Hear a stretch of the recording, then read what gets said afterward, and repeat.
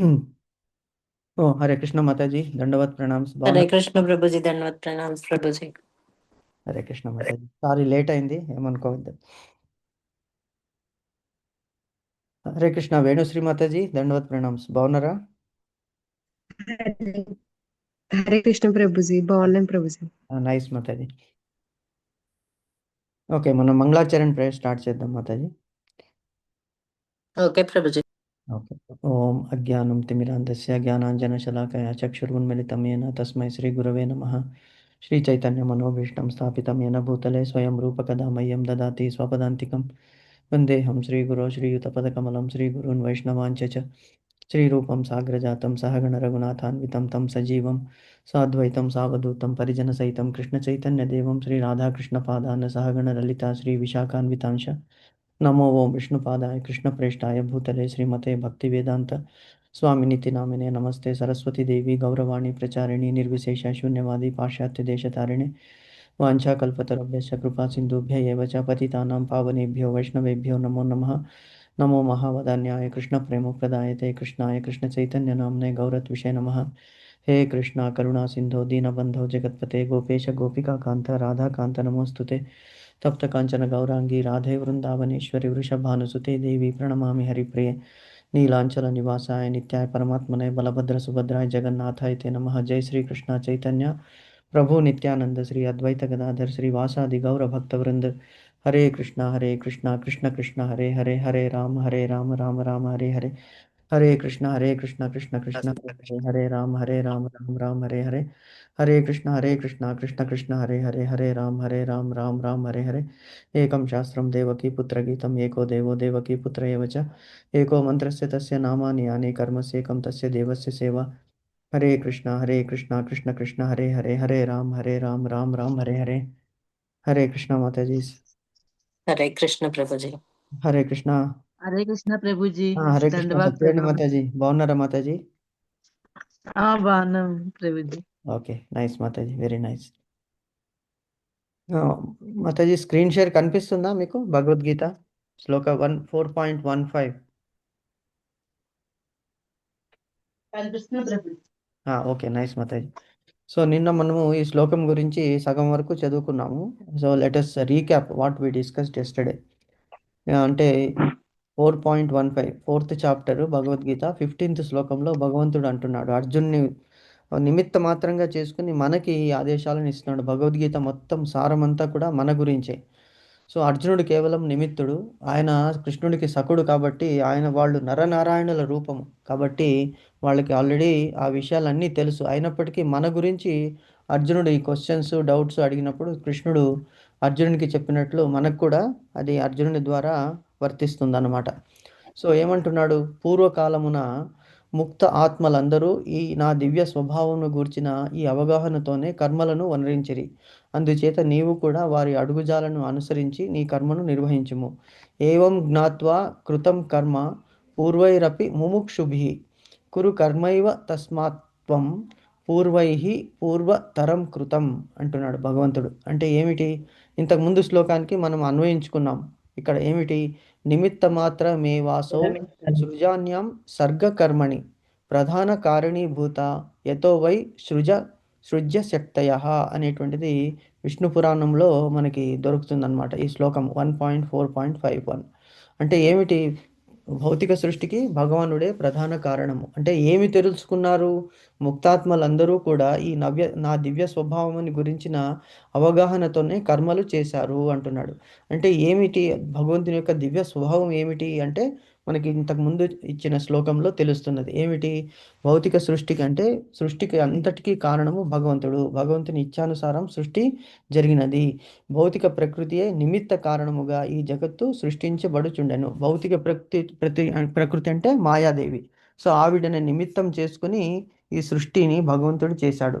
అందులో అతనికి ఏమిటి ప్రయోజనం లేదు. మన జీవులనందరినీ ఉద్ధరించడానికి భగవంతుడు ఈ సృష్టిని చేసి వాళ్ళ కర్మలకి అనుసారంగా కర్మ ఫలితాలను ఇస్తుంటాడు అని మనం తెలుసుకున్నాము. అదేవిధంగా హీ విల్ ఫెసిలిటేట్ ఆల్సో, అంటే ఎవరు ఏ టైంకి ఏ కర్మ చేయాలి, ఏ పరిస్థితుల్లో ఎక్కడ ఉండాలి, ఆ కర్మ యొక్క ఫలితాన్ని వాళ్ళు పరిపూర్ణంగా అనుభవించాలి. ఎప్పుడు? ఆ కర్మలకి తగినట్లుగా.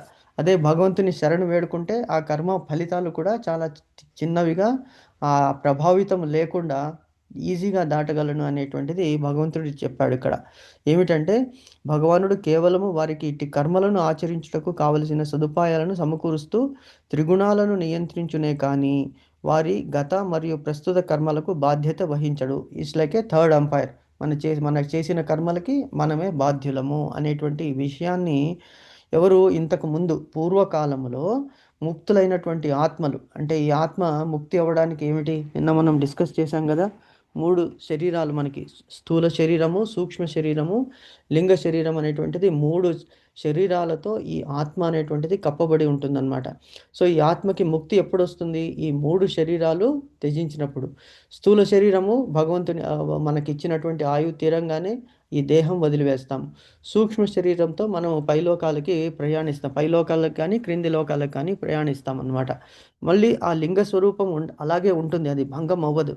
ఆ లింగ స్వరూపము మళ్ళీ ఇంకొక స్థూల శరీరాన్ని తీసుకొని మళ్ళీ ఈ సూక్ష్మ శరీరాన్ని తీసుకొని మళ్ళీ స్థూల శరీరంగా ఏ ప్రాణిలో అయినా మానవుల్లో అయినా వచ్చేటువంటి అవకాశం ఉన్నదన్నమాట. సో ఈ విషయాన్ని కానీ ముక్తులైనటువంటి ఆత్మలు ఏమున్నాయి, వాళ్ళు కర్మలను అన్నీ అనుభవించి ఆ కర్మల ఫలితాన్ని అనుభవించి వాళ్ళు గోలోకధామానికి వెళ్ళిపోతారనమాట. సో ఈ అవగాహన వాళ్ళకున్నది కాబట్టి వాళ్ళు ఆ అవగాహనతోనే కార్యాలన్నీ కర్మలన్నీ చేశారు. ఏమిటి కర్మలు చేయడం అంటే ఏమిటి? భగవంతుడు మనకి సుఖము కానీ దుఃఖము కానీ ఏది ఇచ్చినా కూడా సకుడవు నువ్వయ్యా అని కోరుకున్నాం మనం. కాబట్టి ఆ కష్టం వచ్చినా సుఖం వచ్చినా నువ్వే మా దగ్గర ఉండి దాన్ని దాటించాలి. ఆ కష్టాల వలన నేను కృంగను, సుఖాల వలన పొంగను. సో పొంగిపోవడము కృంగిపోవడం అనేటువంటిది మనం చేయకుంటే దాన్ని స్థితప్రజ్ఞత అంటారనమాట. ఆ స్థితప్రజ్ఞత అనేటువంటి స్టేజ్ మనకి వచ్చినప్పుడు మనం భగవంతుడు ఏది ఇచ్చినా కూడా పాలకు వచ్చింది పంచామృతం అని తీసేసుకుంటాము. సో ఆ అవగాహనతోనే ఆత్మలన్నిటికీ కూడా ముక్తి కలిగిందనమాట. ఎందుకు అంటే వాళ్ళు భగవంతుని తిట్టలేదు, కష్టం వచ్చినప్పుడు తిట్టలేదు, సుఖం వచ్చినప్పుడు భగవంతుని పొగడలేదు.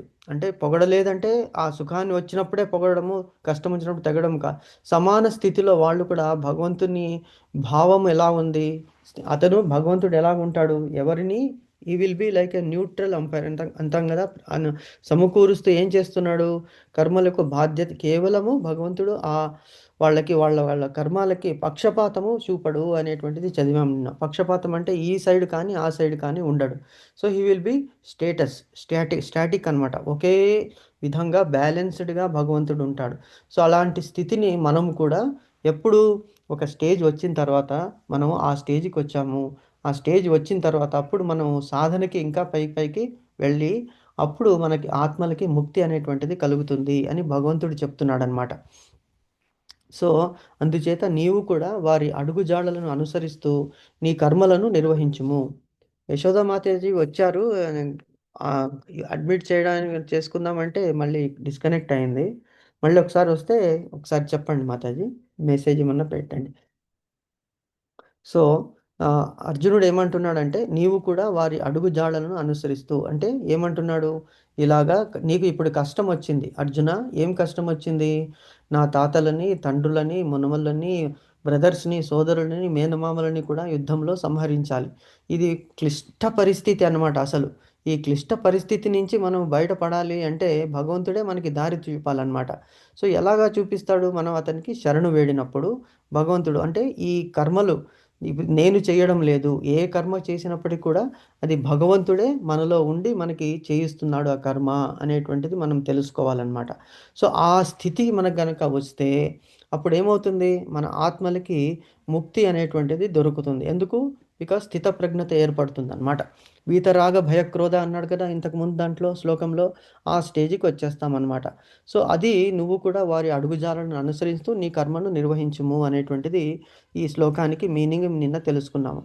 అలాగే మానవుల్లో 2 రకాలు ఉన్నారు. ఒకళ్ళు ఏమిటి, కొందరు హృదయాలలో మలిన భావాలను కలిగి ఉంటారు. బయట చూడడానికి చాలా చక్కని మాటలు, తీపి మాటలు, అసలు వీళ్ళతోనే ఉండాలి, వీళ్ళంటే మనకి ఇంకా ఎలాగ అయిపోతుందంటే వాళ్ళతో స్నేహం అంటే మనం అన్నీ చెప్పేసుకుంటాము వాళ్ళది. అంటే వాళ్ళు పైకి కనిపించడానికి అంత చక్కగాను తెలివిగాను, తర్వాత మృదువుగాను, తీయగాను మాట్లాడతారు. కానీ మనం అటు తిరంగానే ఏం చేస్తారు, వెనక్కి తిరిగి మన విషయాల్ని ప్రచారం చేసి వీళ్ళలో ఈ గుణాలున్నాయి, ఇవన్నీ సీక్రెట్స్ మాకు చెప్పారు చూడండి, ఇలా ఉంది అలా ఉందని మనకి చెప్తారు. అంటే మలిన భావం కలిగి ఉంటుందన్నమాట. ఇది ఎందుకు కలిగి ఉంటుంది, మన మన ఆత్మల మీద పొర అనేటువంటిది ఏర్పడినందువలన ఇది కలిగి ఉంటుంది. ఎందుకు, మానవులందరూ ఒక్కటే, భగవంతుని బిడ్డలే అని మనం తెలుసుకోము. కాబట్టి అంతవరకు ఈ భావనలు, ద్వేష భావన కానీ, ఈర్ష్య భావన కానీ, ఇవన్నీ కామక్రోధ లోభ మోహ మద మాత్సర్య అనే గుణాలతో ఉంటారన్నమాట. మరికొందరు ఏం చేస్తారు, ఈ భౌతిక వాసన నుంచి తెలుసుకుంటారు ఇవన్నీ టెంపరరీ, మనం పర్మనెంట్ ఏమిటి, గోలోకధామానికి వెళ్ళడము. భగవంతుడు కరుణతో మనకి ఈ శరీరాలను ఇచ్చాడు, ఈ దేహాన్ని ఇచ్చాడు సాధన చేయడానికి. కాబట్టి కేవలము నేను బెనిఫిట్ పొందితే సరిపోదు, నలుగురు దీనివలన లాభపడాలి అని చెప్పేసి భగవంతుని నామ మహిమని, గుణాలని, రూపాలని వర్ణిస్తూ ఉంటారనమాట. సో లీలలని. సో వాళ్ళు ఏం చేస్తారు, ఈ ఈ ఈ రెండు రకాల వాళ్ళకి కూడా కృష్ణ చైతన్యం అనేటువంటిది సమానంగా లాభం వస్తుంది అంటున్నాడు. ఇలాగా మనసులో మాలిన్యం ఉన్న వాళ్ళకి ఎప్పుడైతే మనం అగ్ని దగ్గరికి వెళతాము, అంటే ఈ కృష్ణ భావనం అనేటువంటిది ఒక ఫైర్ లాంటిది, అగ్ని లాంటిది. సో ఎవరు దానికి వచ్చినా కూడా కాలుతుంది, ఎవరు అగ్నిలో చేతులు పెట్టినా కాలిపోతుంది. అలాగే కృష్ణ భావనామృతంలో ఎవరు వచ్చినా, మలిన భావాలను కలిగిన వాడు వచ్చినా వాడు శుద్ధమైపోతాడు. ఎలాగ బంగారాన్ని మనము, అది బంగారానికి ఒక్కొక్కసారి దుమ్ము ధూళి అన్నీ పట్టేస్తుంటుంది, అలాగే వెండి సామానులు ఇవన్నీ పెట్టి పెట్టి అలాగే నల్లగా అయిపోతాయి. అది ఏం చేస్తాము, మనం పాలిష్ దాని మీద రుద్దుతాం అన్నమాట.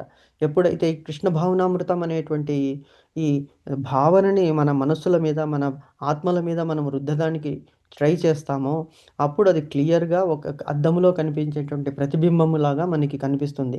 సో ఆ మలిన భావాల నుంచి బయటపడవచ్చు. మరి ఆల్రెడీ ఈ మలిన భావాల నుంచి బయటపడిన వాళ్ళు, కృష్ణ చైతన్యంలో ఉన్నవాళ్ళు, భౌతిక వాసనని మర్చిపోయిన వాళ్ళు ఏం చేస్తారు అంటే, వాళ్ళు ఇంకా బంగారం ఫస్ట్ ఏమిటి, అది తన మలిన్యాన్ని పోగొట్టుకుంది. ఇంకా మనం బంగారాన్ని అగ్గిలో వేస్తే అది ఇంకా ప్రజ్వలితమయ్యి, అది ఇంకా ఏమంటుంది, షైనింగ్ వస్తుందన్నమాట, దాంట్లో అలాగ వెలుగుతుంది. అలాగే వీళ్ళు కూడా ఎవరు, కృష్ణ భావనతో భౌతిక భావన నుండి విముక్తులైన వాళ్ళు ఉంటారనమాట. సో ఈ ఇరువురికి కృష్ణ చైతన్యము సమానము అని నిన్న తెలుసుకున్నాం మనం. సో ఏం చేస్తారు వీళ్ళు, కృష్ణ చైతన్య భావనలో ఉన్నటువంటి వాళ్ళు వీళ్ళని ఉద్ధరించడానికి ట్రై చేస్తారు. మనం చూస్తున్నాం ఇప్పుడు కొన్ని దగ్గర మనకి బస్ స్టాపుల్లో కానీ, రైల్వే స్టేషన్స్లో కానీ, మంచి హోటల్స్లో కానీ ఈ ఇస్కాన్ వాళ్ళది బుక్స్ డిస్ట్రిబ్యూషన్ చేస్తారు వాళ్ళు. ఈవెన్ హాస్పిటల్స్కి వెళ్ళి అక్కడ కూడా ఇస్తుంటారు. ఎందుకంటే ఇది తప్పనిసరిగా మనకి ఒక అమృతం అన్నమాట. ఈ అమృతం ఎవరైతే తాగుతారో వాళ్ళకి మళ్ళీ ఈ జనన మరణ అంటే చక్రంలో రావాల్సిన అవసరం ఉండదు, ముక్తి అనేటువంటిది వస్తుంది. అంతకుముందు ఒక ఎగ్జాంపుల్ మనము చూసాము. ఒకతను కారులో వెళ్తున్నప్పుడు ఒక ట్రాఫిక్ సిగ్నల్ దగ్గర అతను నిలబడినప్పుడు ఈ ఇస్కాన్ ప్రభువులు అతనికి ఈ పుస్తకం తీసుకోండి, ఈ భగవద్గీత తీసుకోండి అంటే, లేదు లేదు నాకు వద్దు, నాకు అన్నీ తెలుసు ఉన్నాయి నాకు అంటాడు. లేదు మీరు తీసుకోండి, ఎవరికి తెలుసు, భగవంతుడే మిమ్మల్ని కాపాడవచ్చు, మీరు డబ్బులు అవసరం లేదు, జస్ట్ మీరు తీసి పెట్టుకోండి అంటే, సరే ఇంత ఫోర్స్ చేస్తున్నాడు కదా అని చెప్పేసి అతను తీసి పెట్టుకుంటాడనమాట. తీసి పెట్టుకున్న తర్వాత కొంత ముందుకు వెళ్ళిన తర్వాత అతని కారు పంక్చర్ అయిపోతుంది. అప్పుడు అతను అనుకుంటాడు, ఏమిటి ఇలాగ అయిపోయింది, అర్జెంటుగా వెళ్తున్నాను, కారు పంక్చర్ అయిపోయింది, అసలు అక్కడ ఆగకుండా వెళ్ళిపోవాల్సింది నేను అని అనుకుంటాడనమాట. కానీ ఆ కొద్దిగా ఆగినప్పుడు అతనికి ఒక ఫోన్ వస్తుంది. ఫోన్ వచ్చినప్పుడు మీరు ఎక్కడున్నారు అని అతని వైఫ్ కాల్ చేస్తుంది. నేను ఇక్కడే ఉన్నాను, ఇక్కడ ఇప్పుడు ఫ్లైఓవర్ ఎక్కాలి అని వెళ్తున్నాను, అక్కడ ఆగాను, కొద్దిగా ఎవరో మాట్లాడుతున్నారు, ఒక పుస్తకం తీసుకున్నాను అని చెప్తాడు. అంటే అప్పుడు ఆవిడ గట్టిగా ఏడుస్తుందనమాట, అమ్మా మీరు నన్ను బతికించారు. ఏమిటి అంటే, మీరు అసలు ఫ్లైఓవర్ మీదకి ఇప్పుడే నాకు న్యూస్ వచ్చింది టీవీలో, ఆ ఫ్లైఓవర్ సగంలో విరిగిపోయి పడిపోయింది, మీరు అక్కడ అదే రూట్లో వెళ్తుంటారు కాబట్టి నాకు తట్టుకోలేక నేను కాల్ చేశాను అంటుందన్నమాట. అంటే అప్పుడు అతను వెంటనే పక్కలో ఉన్నటువంటి భగవద్గీతని కళ్ళకి అద్దుకుని, కృష్ణ నువ్వే ఈ రూపంలో నన్ను రక్షించావు, నా మనసులో ఎటువంటి మాలిన్యం ఉన్నప్పటికీ కూడా నా మీద అతి కరుణతో, అహైతికి కృపతో నన్ను రక్షించావయ్యా కృష్ణ అని చెప్పేసి అతను వేడుకొని మళ్ళీ తిరిగి వస్తాడు.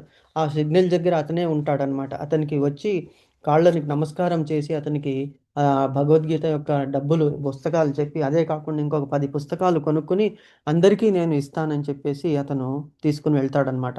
సో ఇలాగా మనసులో ఏ మాలిన్యం ఉన్నప్పటికీ కూడా వాళ్ళు ఏం చేస్తారు, ఇప్పుడు ఇద్దరూ ఉన్నారు ఇక్కడ.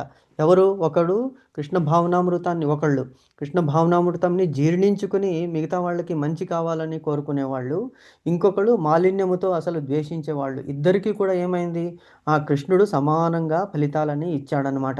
సో అతను హ్యాపీగా ఫీల్ అయ్యాడు. ఎందుకు, ఇతను ఈ కృష్ణ భావనామృతంని నలుగురికి ఇవ్వగలిగాను, నా ఈరోజు దినము ధన్యమైనది అని అతను అనుకున్నాడు.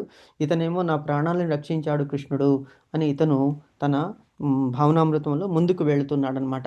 సో అదే ఇక్కడ చెప్తున్నాడు అనమాట. ఇక్కడ కృష్ణ చైతన్య జ్ఞానము లేకుండాటి చేత కర్మల నుండి విరమణ ఎవరు, అది ఒక్క నిమిషం చూద్దాం ముందులో ఏముంది, అది ఇంతకుముందు దాంట్లో లాస్ట్ సెంటెన్స్, మూర్ఖులు, అది మూర్ఖులు లేక కృష్ణ చైతన్య భావనపు ఆరంభ దశలోని వ్యక్తులు. అదే ఇంతకుముందు ఎగ్జాంపుల్ చెప్పాం కదా, ఆ కారులో కూర్చున్నటువంటి వాడు ఏం చేశాడు, కృష్ణ చైతన్యము జ్ఞానము లేకుండాట చేత కర్మల నుండి విరమణ పొందదలుచుదురు. కర్మల నుండి విరమణ పొందదలుచుదురు అంటే ఏమిటి, they want to escape from deeds.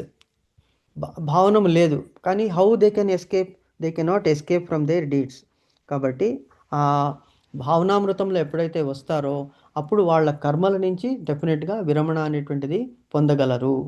అందుకే భగవంతుడు అంటున్నాడు, యుద్ధరంగ కార్యకలాపాల నుండి విరమించవలననే అర్జునుని కోరికను శ్రీకృష్ణ భగవానుడు ఆమోదించలేదు.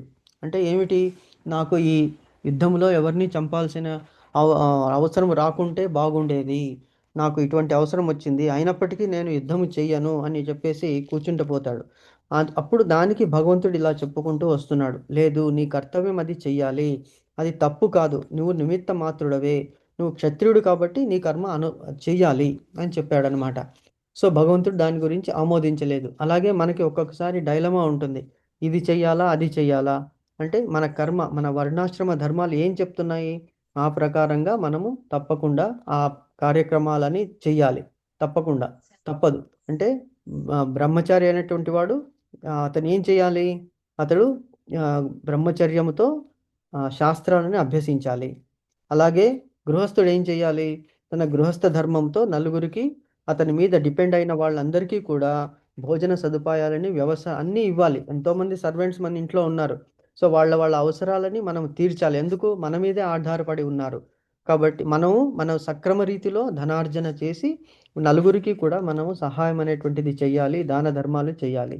అలాగే వానప్రస్థంలో ఇంకా మన దగ్గర ఉన్నవన్నీ కూడా మన ఎవరెవరికి ఇవ్వాలో దానాలు ధర్మాలు చేసి మనకి కావాల్సింది కొంత మట్టుకు పెట్టుకుని భగవంతుని కీర్తనలో, భగవంతుని ధ్యానంలో మన శేష జీవితాన్ని గడపాలి. సన్యాసి ఏమిటి, ఆయనకి అసలు ఆయన అగ్నిని ముట్టుకోకూడదు సన్యాసులు. అంటే వంట అనేటువంటిది చేయకూడదు. వాళ్ళు భిక్షాటనతో చేయాలి. వాళ్ళ లైఫ్ అంతా కూడా ఏం చేయాలి, వాళ్ళు కేవలము భగవంతుని ప్రచార కార్యక్రమాలు మట్టుకే చేయాలి.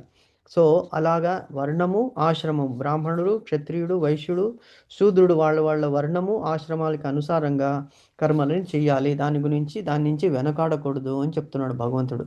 సో ఏ విధముగా కర్మలు చేయవలెనో ఎరుగవలెను, ఒకరు ఏ విధముగా కర్మలను చేయవలెనో ఎరుగవలెను. ఇంతకు ముందే చెప్పాడు, కర్మయోగంలో 2nd చాప్టర్లో భగవంతుడు చెప్పాడు. సో కృష్ణ చైతన్య కార్యాల నుండి విరమించి నిర్జన భజనతో కృష్ణ భక్తిని ప్రదర్శించుట. అంటే ఏమిటి ఇక్కడ, కృష్ణ చైతన్యమును కలిగించు కర్మల కంటెను ప్రధానము కాదు. కేవలం భజన చేస్తున్నాము, భజన చేయడము, పాటలు పాడడము, ఇవన్నీ కూడా లోపల భావన లేకుండా, కృష్ణుణ్ణి తల లోపల పెట్టుకోకుండా కేవలము తమ ఆ సంగీతం కళని ప్రదర్శించడం కాదు. అక్కడ కృష్ణుణ్ణి మనసులో పెట్టుకుని అప్పుడు ఆ భజన చేస్తే అతనికి కృష్ణ చైతన్యం అనేటువంటిది అలవడుతుంది. కేవలము నలుగురు మనల్ని మెప్పించుకోవాలి, నన్ను మెప్పించాలి అనేటువంటి భావనతో ఎప్పుడైతే ప్రచారం కానీ, ఎప్పుడైతే మనము భర్జన కానీ చేస్తామో అప్పుడు ఆ చైతన్యం అనేటువంటి కృష్ణ చైతన్యము మనలోకి రాదు. కాబట్టి అటువంటి భజన కంటే బెటర్ ఇంకొక యజ్ఞం ఏమున్నది, జపయజ్ఞం చేయండి. మనం జపయజ్ఞం చేస్తాం. నలుగురికి అవసరం లేదు, తెలియాల్సిన అవసరం లేదు. మనం ఒక దగ్గర కూర్చుని మన శరీరాన్ని ఒక స్థిర ఆసనము మీద కూర్చుని మనస్సుని మనం కంట్రోల్లో తెచ్చుకొని భగవంతుని భృకుటి మధ్య రెండు ఐబ్రోస్ మధ్య తెచ్చుకొని భగవంతుని అక్కడ మనం అంటే ఫోకస్ అక్కడ వస్తుంది, ఆజ్ఞాచక్రం అక్కడ ఉన్నది. సో అక్కడ మనం చూస్తూ భగవంతుని ధ్యానించినప్పుడు మనకి హృదయంలో భగవంతుని దర్శనం అవుతుంది అని చెప్తున్నాడు అనమాట భగవంతుడు. సో ఇలా చేయాలి మనం. కృష్ణ చైతన్యము ఏమిటి? కృష్ణ చైతన్య కార్యాల నుండి విరమించి అంటే నలుగురికి కృష్ణుడు ఏం చెప్పాడు? ప్రభుజీ హరిబోల్. హరే కృష్ణ ప్రభుజీ. ఇక్కడ వరకే చదివారు కదా, సగమే చదివారు కదా ప్రభుజీ నిన్న. అవును మాతాజీ. నెక్స్ట్ మీరు చదువుతారా? చదువుతాను ప్రభుజీ. చదవండి మాతాజీ. యుద్ధరంగ కలాపాల నుండి విరమించాలనే అర్జునుని కోరికను భగవంతుడు ఆమోదించలేదు. మనిషికి కేవలము ఏ విధంగా పని చేయాలో తెలిస్తే చాలు. కృష్ణ భక్తి భావన కలాపాలను విరమించి ఒంటరిగా కూర్చొని కృష్ణ భక్తి ప్రదర్శనము చేయడం, కృష్ణుని కొరకు కార్యరంగంలో నిజంగా నెలకొనడం కంటే అల్పమైనది. ఇంతకు ముందే చదవండి మాతాజీ. అది మళ్ళొకసారి ఆ సెంటెన్స్ చదవండి. ఇక్కడ చెప్పిన దానికి మీరు చదివిన దానికి డిఫరెన్స్ ఉన్నది. చూద్దాం ఏమనేది. కృష్ణ భక్తి భావన కలాప హరిబోల్. మీనింగ్ ఒకటే ప్రభుజీ. మీనింగ్ ఒకటే ఉంది, వర్డ్ వేరే ఉన్నది, అందుకే చెప్పండి. కృష్ణ భక్తి భావన కలాపాలను విరమించి ఒంటరిగా కూర్చొని కృష్ణ భక్తి ప్రదర్శనము చేయడం, కృష్ణుని కొరకు కార్యరంగంలో నిజంగా నెలకొనడం కంటే అల్పమైనది. ఓకే, అర్థమైంది. ఓకే. ఇంతకు ముందే పేర్కొన బట్టి సూర్యదేవుడైన వివస్వానుని వంటి భగవానుని పూర్వ శిష్యులను అనుసరిస్తూ కృష్ణ భక్తి భావనలో పనిచేయమని అర్జునునికి ఇక్కడ ఉపదేశించబడింది. దేవదేవునికి తన పూర్వకర్మలన్నీ తెలుసు. అలాగే గతంలో కృష్ణ భక్తి భావనలో పనిచేసిన వారందరి కార్యాలు కూడా తెలుసు. అందుకే సూర్యదేవుని కలాపాలనే అతడు సిఫార్సు చేశాడు. ఆ సూర్యదేవుడు కోట్లాది సంవత్సరాల క్రిందటే ఈ కళను భగవంతుని నుండి నేర్చుకున్నాడు. శ్రీకృష్ణ భగవానుని అట్టి శిష్యులు అందరూ కృష్ణునిచే కేటాయించబడిన కర్మల నిర్వహణలో పాల్గొంటూ ఇక్కడ పూర్వముక్త పురుషులుగా పేర్కొనబడ్డారు. Hare Krishna Prabhuji. Hare Krishna Mataji. Thank you Mataji for reminding. నేను అలాగే మర్చిపోయాను, నిన్న మొత్తం చదివాము అనుకో, అర్థం వరకు సగం వరకు చదివాం, కరెక్టే. ఓకే. సో ఇక్కడ ఏం చెప్తున్నాడు భగవంతుడు? యుద్ధరంగ కార్యకలాపాల నుండి విరమించవలననే అర్జునుని కోరికను శ్రీకృష్ణ భగవానుడు ఆమోదించలేదు. This is very very important.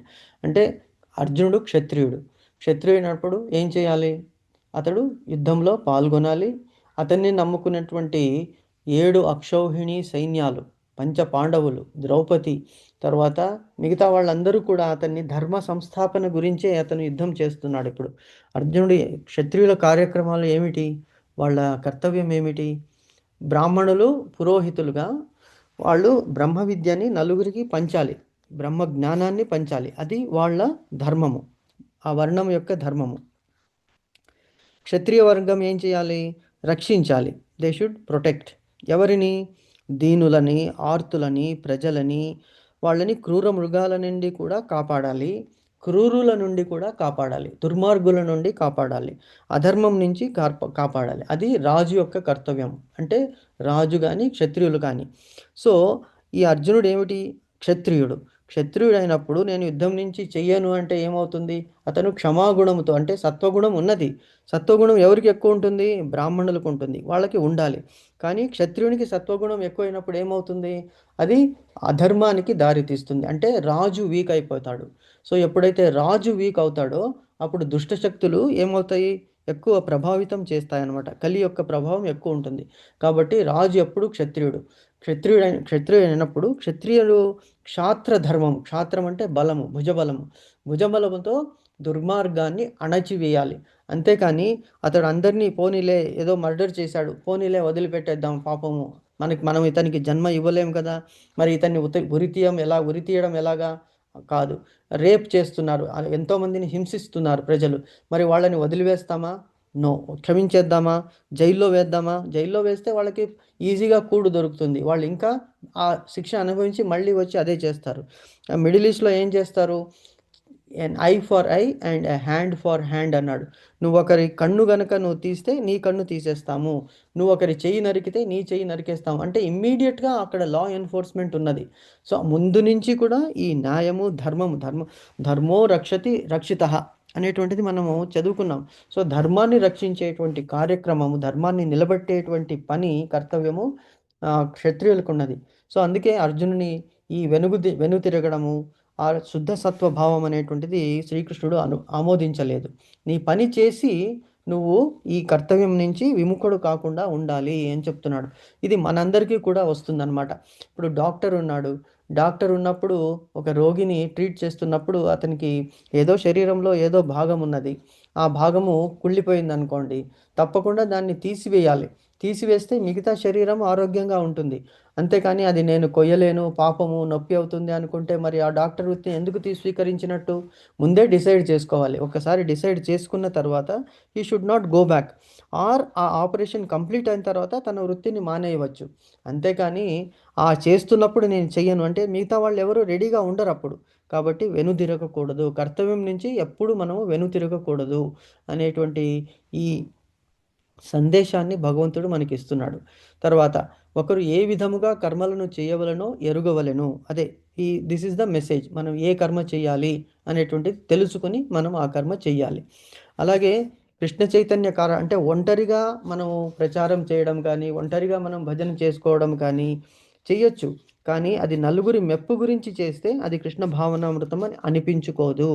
So ఆ కృష్ణ చైతన్యం కలిగించు కర్మల కంటేను ప్రధానము కాదు ఒంటరిగా చేయడము. అంటే for the sake of name, for the sake of fame, for the sake of money. మనం చూస్తున్నాము భాగవతం సప్తాహము, భగవద్గీత అనేటువంటిది కొంతమంది డబ్బులు తీసుకొని క్లాసులు కండక్ట్ చేస్తారు. మనం అబ్బా ఎంత బాగుంది, మనం ఇక్కడే రోజు అటెండ్ అవ్వాలి. నో, ఇది చాలా చాలా తప్పు అన్నమాట మనకి. ఎందుకంటే భగవంతుని నామము, ఎవ్రీథింగ్ ఈజ్ ఫ్రీ. భగవంతుడు ఇప్పుడు మనకి ఉచ్ఛ్వాస నిశ్వాసాలను ఇచ్చాడు, దానికి ఏమైనా ఛార్జ్ చేస్తున్నాడా భగవంతుడు? మన దేహంలో శ్వాస ఇచ్చాడు, మన నాలుకకి టేస్ట్ ఇచ్చాడు, కళ్ళకి దృష్టి ఇచ్చాడు, చెవులకి వినికిడి శక్తి ఇచ్చాడు, నోటికి నాలుకనిచ్చాడు, టేస్ట్ ఇచ్చాడు, మాట్లాడేటువంటి అవకాశాన్ని భగవంతుడు ఇచ్చాడనమాట. సో కాళ్ళకి, చేతులకి, ఇవన్నీ కూడా బ్రెయిన్, హార్ట్, లంగ్స్, కిడ్నీ, ఇవన్నీ కూడా మనం చూస్తున్నాం. సో ఒక్కొక్క పార్ట్ని మనం ఎంత వెల కట్టలేము? కట్టగలమా? కట్టలేము. మరి అటువంటి విలువైనటువంటి, అంటే విలువ కట్టలేనటువంటి ఈ దేహాన్ని, ఆ దేహంలో ఉన్నటువంటి చైతన్యాన్ని, అందులోనే కూర్చున్నటువంటి భగవంతుని మనం నలుగురికి చెప్తున్నప్పుడు, తెలియజేస్తున్నప్పుడు డబ్బుల గురించి చేసడము అప్రచారం అవుతుంది, పాపకర్మ అవుతుందన్నమాట. అందుకే మనం we should not pay and go for such classes, or we should not go and learn. ఎలాగంటే ప్రభుపాదులు వారు అంటారు ఏమిటంటే, మీరు అక్కడికి వెళితే ఆ పాము ఆ పాల పాత్రలో జస్ట్ టేస్ట్ చేసింది అంతే, మరి ఆ పాలను ఎవరైనా స్వీకరిస్తారా? ఆ పాలలో ఆల్రెడీ విషము కలిసిపోయిందనమాట. సో అటువంటి ఈ ప్రచారానికి మీనింగ్ అనేటువంటిది ఉండదు అని, ఇది చాలా చాలా ఇంపార్టెంట్ పాయింట్ మనం తెలుసుకోవాలి. ఇప్పుడు కలియుగం కాబట్టి ఈ కలియుగంలో అందరూ అలాగే నిర్వహిస్తున్నారు. ఎందుకంటే ఫ్రీగా చెప్తే ఎవరు రారనేటువంటి విషయంతో ఛార్జ్ చేస్తున్నారు. అది కూడా సరికాదు. వచ్చిన వాళ్ళు వాళ్ళ ఇంట్రెస్ట్తో రావాలి, అండ్ వీళ్ళు కూడా ట్రై చేయాలి ఎన్రోల్ చేయడానికి. సో ఎంత పనులు ఉన్నప్పటికీ కూడా మనం కొంత సమయము భగవంతుని గురించి కేటాయించాలి. ఆ సమయమే దివ్యం అయిపోతుంది, ఆ సమయము అమృతం అయిపోతుంది అనమాట మనకి. నిష్కామ కర్మ, అది మిగతా కర్మలన్నిటినీ కూడా భస్మం చేసేటువంటి శక్తి ఆ భగవంతుని నామంలో ఉన్నది, అతని చింతనలో ఉన్నది. ఆ మన చింతలన్నీ కూడా పోగొడతాడు. మన చింతన ఒకటే అక్షరం డిఫరెన్స్. మనం చింతలు, ఎన్నో చింతలు ఉన్నాయి, వరీస్. ఆ వరీస్ని అన్నీ కూడా భగవంతుడు పోగొట్టేస్తాడు అతని చింతన చేసినప్పుడు. అంటే కాల్ చేస్తాడనమాట, ఆ వరి లేకుండా అయిపోతుంది. సో ఆ విషయాన్ని మనం ఎరగాలి. ఎప్పుడు శుద్ధ సత్వ భావముతో ధనార్జన లేకుండా జనార్దుని గురించి మనము స్మరించాలి అని చెప్తున్నాడు ఇక్కడ. సో కృష్ణ చైతన్యము కలిగించు కర్మల కంటెను ప్రధానము కాదు. ఏది? ఈ ప్రచారము విత్ ఎక్స్పెక్టేషన్. కనుకనే ఇక్కడ శ్రీకృష్ణుడు అర్జునుడికి తెలుపబడిన వివస్వానుడు వంటి భగవానుని పూర్వ శిష్యుల అడుగుజాడలను అనుసరించి కృష్ణ చైతన్యములో నడుచుకునవలని ఇక్కడ బోధించబడెను. ఏమిటి అంటే ఎగ్జాంపుల్ ఇస్తున్నాడు వివస్వాన్. ఇందులో ఫోర్త్ చాప్టర్లో ఫస్ట్ శ్లోకమే అది, వివస్వాన్ ఇమం ఇక్ష్వాకువే అని చెప్తాడనమాట భగవంతుడు. ఇవం గుర్తు రావట్లేదు శ్లోకం. ఫస్ట్ మనవే ఇక్ష్వాకుకి చెప్పాడు, వివస్వానుడికి నేను చెప్పాను. ఫస్ట్ భగవద్గీత అనేటువంటిది. వివస్వానుడు అంటే సూర్యుడు, సూర్య భగవంతునికి చెప్పాడు. కొన్ని కోట్ల సంవత్సరాల క్రితము ఈ భగవద్గీతని చెప్పాడు. ఆ విద్యని సూర్య భగవానుడు తెలుసుకొని తన కర్తవ్యాన్ని నిర్వహిస్తూ ఉన్నాడు. 365 days of the year and 24/7. ఎప్పుడు ఏ రోజు కూడా విశ్రమించకుండా అతడు తన దివ్యమైనటువంటి తేజస్సుని, తన దివ్యమైనటువంటి శక్తిని, అతను తేజము ఇస్తున్నాడు, వేడిని ఇస్తున్నాడు, వెలుగుని ఇస్తున్నాడు. అలాగే మన ఋతువులకి అనుసారంగా నీళ్ళని, ఎప్పుడు వేసవి కాలంలో మొత్తం నీళ్ళని గ్రహించి మళ్ళీ వర్షాకాలంలో అదే ప్లేసులో అక్కడనే ఎంత నీటిని గ్రహించాడో అంత నీటిని మేఘాల ద్వారా తీసుకొచ్చి అక్కడే ఇచ్చేస్తున్నాడు భగవంతుడు. కాబట్టి అది సూర్య భగవానుడు అప్పటి నుంచి ఇప్పటి వరకు ఎప్పటి వరకు కూడా చేస్తూ ఉంటాడు. కాబట్టి అతన్ని ఎగ్జాంపుల్గా తీసుకో అని ఫస్ట్ శ్లోకంలోనే చెప్పాడు భగవంతుడు. ఇక్కడ కూడా అదే మనకి వివరిస్తున్నాడు. పూర్వ కర్మలను అన్నిటినీ ఇవన్నీ తెలుసుకున్నారు ఎవరు? దివ్యమైనటువంటి వాళ్ళు, దివ్య ఆత్మలు తెలుసుకున్నారు. కాబట్టి వారి కర్మలను అన్నింటిని గూర్చి పూర్తిగా ఎరిగి ఉండును. కనుకనే తన నుండి కొన్ని వేల సంవత్సరాల లక్షల సంవత్సరాలకు పూర్వము ఈ కళను, ఏ కళ? డ్యూటీ అనేటువంటిది చేయడు. ఇది ఒక స్కిల్, మన స్కిల్. ఏ ప్రాబ్లం వచ్చినా కూడా మన డ్యూటీ నుంచి వెనకాడకూడదు అనేటువంటిది. ఈ కళను అభ్యసించిన సూర్యదేవుని కార్యకలాపాలు అర్జునునికి కూడా అనుసరణీయమని ఆదేశిస్తూ ఉన్నాడు. నువ్వు వినడమే కాదు, చెయ్యాలి, తప్పనిసరిగా చేయాలి. ఒక గురువుగా ఆదేశిస్తున్నాడు అనమాట. No, you should not go back. దేవాది దేవుడైన శ్రీకృష్ణ భగవానుడు నిర్దేశించిన కార్యనిర్వహణలో నెలకొనినట్టి పూర్వపు భక్తులే ఇక్కడ ముక్త ఆత్మలుగా పేర్కొనబడిరి. ముక్త ఆత్మలంటే దివ్యధామాన్ని చేరినటువంటి వాళ్ళు. ఎవరు? మనకి ఎగ్జాంపుల్ చూడండి, ప్రహ్లాదుడు, ధ్రువుడు, అంబరీషుడు, వీళ్ళందరూ కూడా ఏం చేశారు? నిన్న మనం నవవిధ భక్తులు నేను వాట్సాప్లో మీకు పెట్టినట్టు ఉన్నాను. వాళ్ళ ఎగ్జాంపుల్స్ ఎవడు? శ్రవణం, కీర్తనం, స్మరణం, విష్ణోర్ పాదసేవనం, అర్చనం, వందనం, దాస్యం, సాఖ్యం, ఆత్మనివేదనం అని ఈ నవవిధ భక్తులు ఒక్కొక్కరికి ఒక్కొక్కరు ఉన్నాయి. ఎవరు? ఫస్ట్ది ఏమిటి? స్మరణం ఏమిటి? శ్రవణం, పరీక్షిత్ మహారాజు. కీర్తనం ఎవరు? శుకమహాముని. అలాగే శ్రవణం, కీర్తనం, స్మరణం ఎవరు చేస్తున్నాడు? ప్రహ్లాదుడు. ఓం నమో నారాయణాయ. పాదసేవనం లక్ష్మీదేవి చేస్తున్నది. అలాగే అందరూ చేసుకుంటూ దాస్యం హనుమంతుల వారు, ఆత్మనివేదనం బలి చక్రవర్తి, సాఖ్యం అర్జునుడు, వీళ్ళందరూ చేసుకుంటున్నారు. అర్చనం ఎవరు? పృథు చక్రవర్తి.